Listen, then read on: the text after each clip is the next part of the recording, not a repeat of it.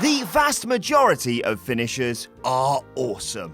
Just look at that goober fly. Randy Orton could, and often does, lazily amble through a match and still generate the biggest pop on the show after snatching some hapless tosser out of midair and dropping them square on the nose. Ember Moon's Eclipse somehow hasn't resulted in an actual decapitation, and Finn Balor does well to avoid caving chests in with his coup de grace. And then there's bollocks like this. I'm Adam Wilborn from WhatCulture, and these are the 10 worst finishers in WWE today. Hey, whoa, just before we begin, I just wanted to tell you about the epic free new mobile game that's just come out, Vikings War of Clans.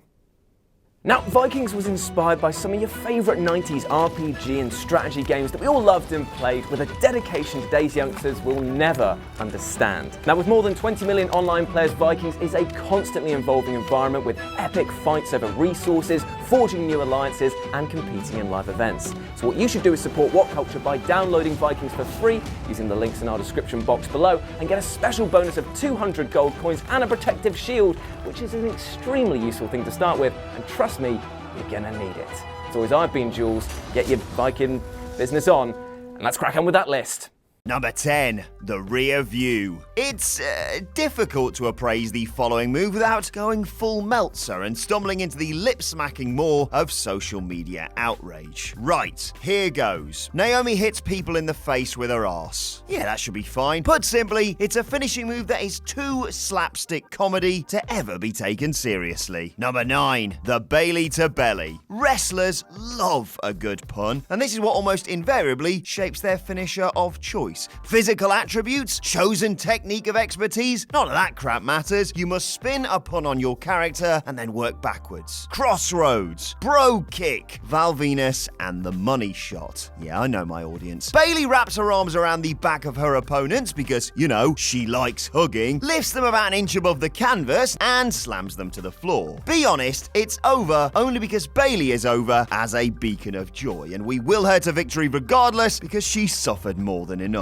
For the love of God, WWE, stop doing This Is Your Life segments. Number 8, the Salida del Sol. Kalisto has quietly rehabilitated his reputation as a result of his consistently smooth and exciting performances on the 205 Live brand. But since nobody actually watches 205 Live, Kalisto remains that guy who literally ran away in embarrassment following his own botch. Kalisto is the shockmaster of the cruiserweights, and while that is a bit harsh and unfair, his finisher is just convoluted and ungainly enough to make peace with his legacy. To execute what is essentially a reverse DDT, he sort of climbs up his opponent backwards using his agility. You can almost hear his opponent say, "Up you go, come on, you can do it, little man." Alright, it did look mint at TLC, I'll give you that. Number 7, the KHALLAS. Jinder Mahal needed something to justify his bizarre and ultimately destructive run with the WWE Championship, and I'm not talking about broccoli or weird nipples. As cynical as it was alienating, this development to many fans symbolized WWE's complete contempt for artistry, continuity, and the very lineage of the title. Why am I not surprised? This finisher only underscored how unsuitable Mahal was for the role. Very inconsistent in his application of the Cobra Clutch Slam, he botched the hell out of it at SummerSlam 2017 against Shinsuke Bloody Nakamura, in a poetic indictment of just how wrong the whole farce was. As the man himself would say,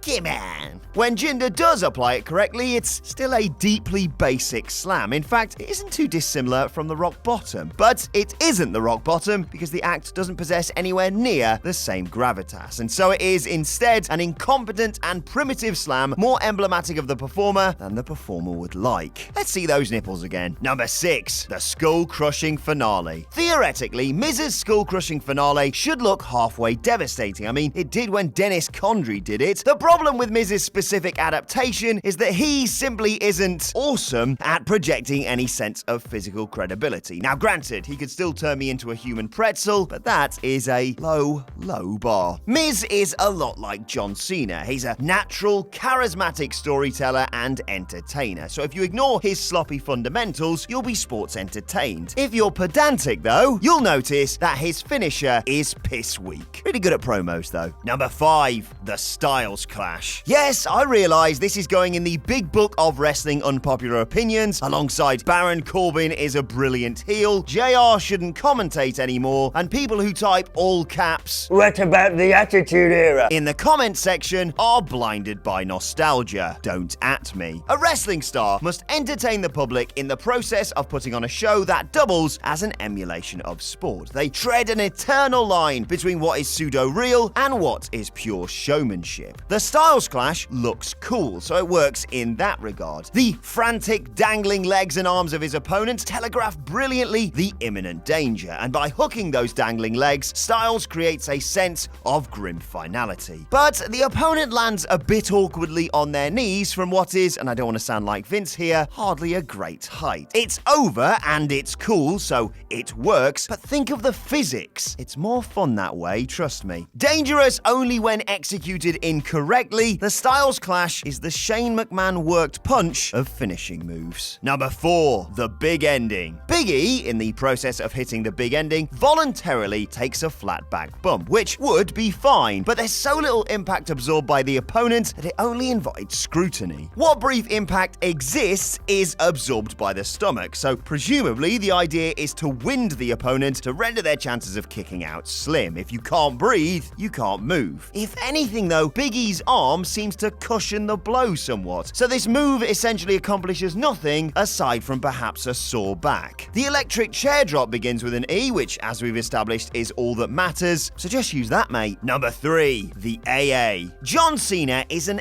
excellent sports entertainer because he grasps that wrestling isn't necessarily about the moves. It's how a performer registers and sequences and intensifies those moves to craft a story of physical determination. Broad and goofy they may well be, but Cena's charisma, facials, hair, and sense of showmanship is the stuff of full-on blockbuster spectacle. The very prospect of bumping is terrifying, but you'd let your gran take an AA? No bother. Cena doesn't propel his opponents to a frightening height a la Undertaker's awesome last ride, but rather gently lowers them to the canvas as if he isn't quite sure if 3.5 is a suitable age to start play fighting with your toddler. The AA is the worst finisher in all of wrestling. Actually, hold that thought. Number 2, the STF.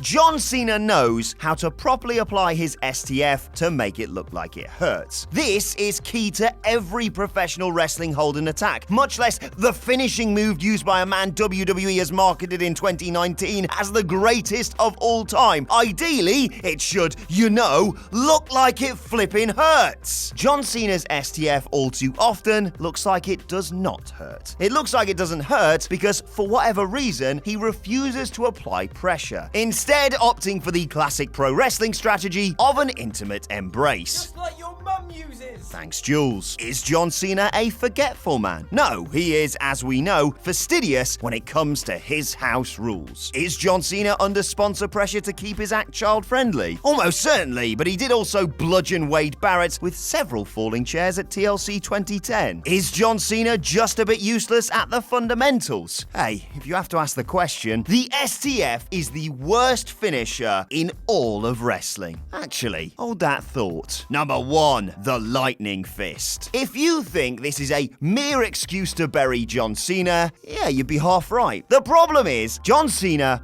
busted out the Lightning Fist. This is very much the move of a pro wrestler who's dropped any and all pretense of giving a single toss. It's something he devised on a film set in China for, you have to expect, the banter. It's as goofy as it is transparently ineffective, and yes, already your eyes are rolling. It's funny, you might say. This is John Cena's a bloody bonkers me moment. Some people find it mildly amusing when Cena does his stupid kung fu crossed arms pose and drops his opponents with a single closed fist. Big Show's KO punch also exposes this, but it's just about fine because look at the sodding size of him. John Cena is not small, but when he hits a clothesline, his opponents tend to leap back into life instantaneously. He hits one tame punch and that's it. Match over. I'm not saying John Cena is a bad pro wrestler, but he does use the 3 worst finishers ever.